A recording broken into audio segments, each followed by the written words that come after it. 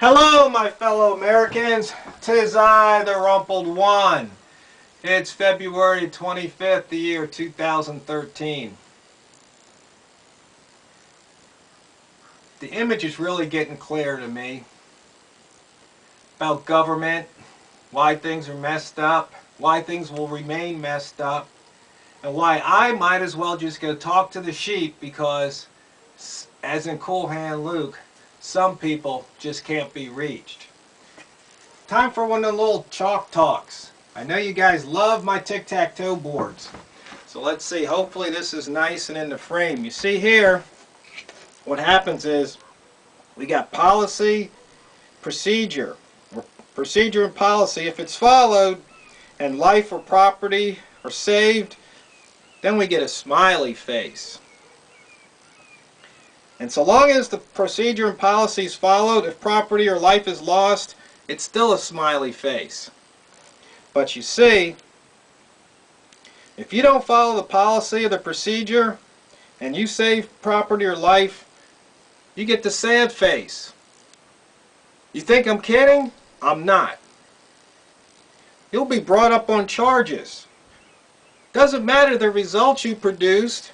Doesn't matter how many lives or how much property you saved. If you don't follow the policy or procedure, frowny face. Okay? And if you don't follow the procedure and property or lives are lost, you're going to get the frowny face. You see, this is not what's important. This is what's important to the government. The policies and procedures must be followed. The results don't matter. The results are not important. I was talking to a good buddy of mine. Shout out to Kenny. Kenny had a mechanical contracting company back east. Dealt with the government all the time.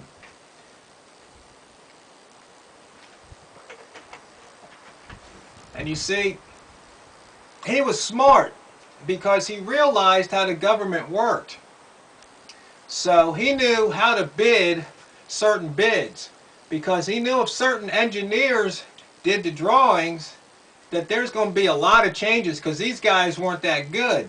But because of the government's policy and procedure, these guys kept getting work. So he'd be low bidder because he knew he would make it up in the change orders. And he tried to go to the government and say, look, these guys are costing you money. They're screwing up. Why don't you just get these other guys who are better engineers that's going to save you, hundreds of thousands of dollars? No, my hands are tied. I have to follow the policy and procedure. I mean, what's wrong with that picture? But that's what we have.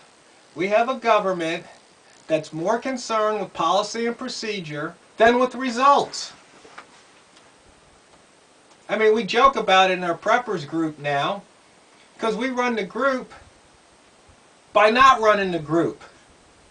Anybody can post on our Facebook page meeting, time, place, subject, and we have a meeting. We don't have a committee. We don't have a subcommittee. We don't have a steering committee. We don't have a board. We don't have officers.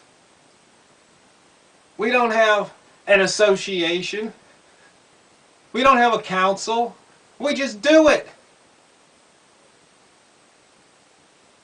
Because no matter what, sooner or later somebody's going to have to do something. So we just skip through all that policy and procedure nonsense and just do it. And it works. Whereas these other groups, boards, councils, organizations are out there. And they've been around for months. And they can't even figure out when to have a meeting or how to have a meeting. Because they have a committee. Oh, we need to have a committee for that. But see, I understand why these people have all these committees. Because it looks good on their resume.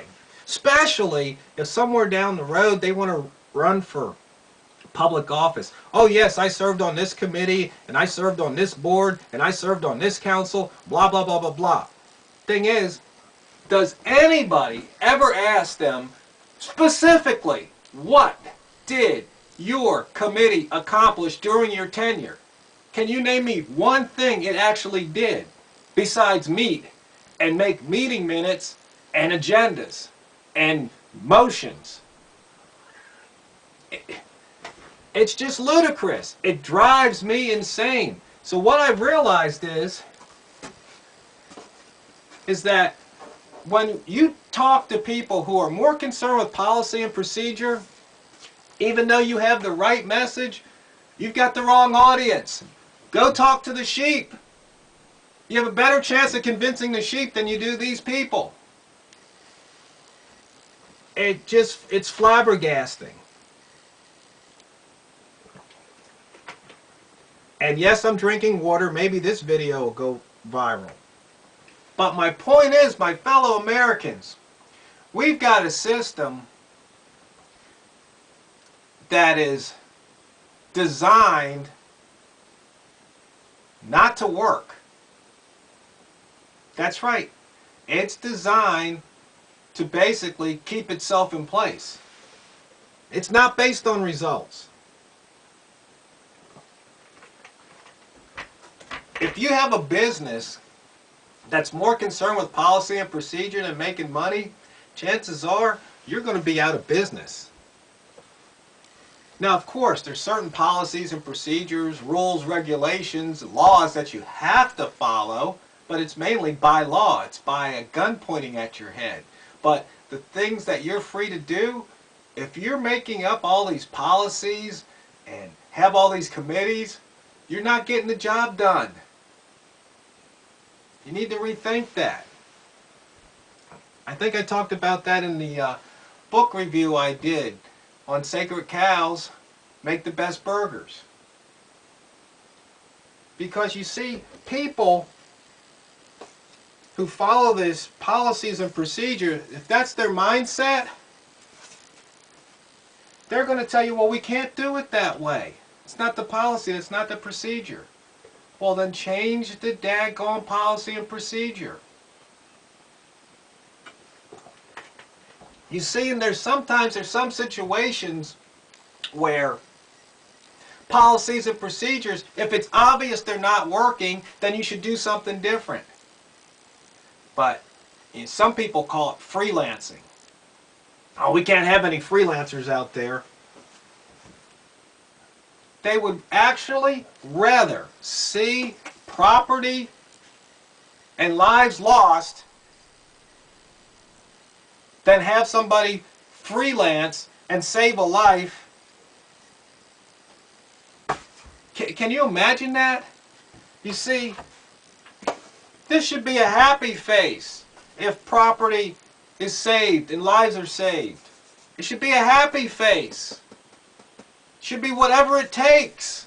Not we have to follow the policy and procedure. Now, of course, some policies and procedures are put there to keep you from becoming a life lost or losing more property. That's understandable. But that's not always the case. There needs to be some flexibility.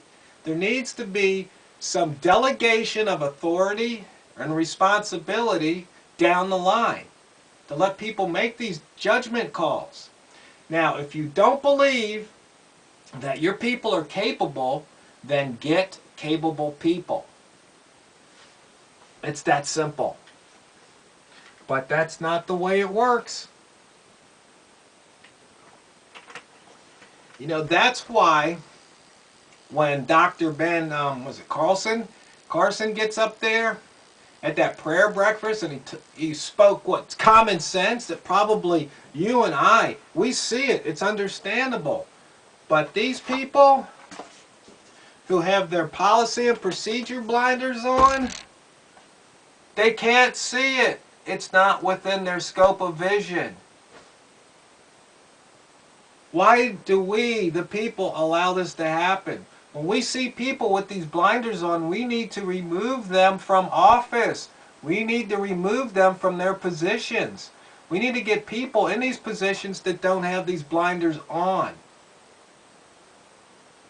I hope I'm making my point, because it's real simple. At least to me. Now, maybe somebody can rebuke what I'm saying.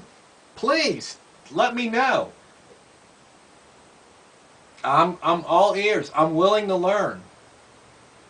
But what the main thing I have learned recently is that if I'm around a bunch of policy and procedure people, it's best that I keep my mouth shut, because I should just save it and go talk to the sheep. Wake up, my fellow Americans. Smell the tyranny.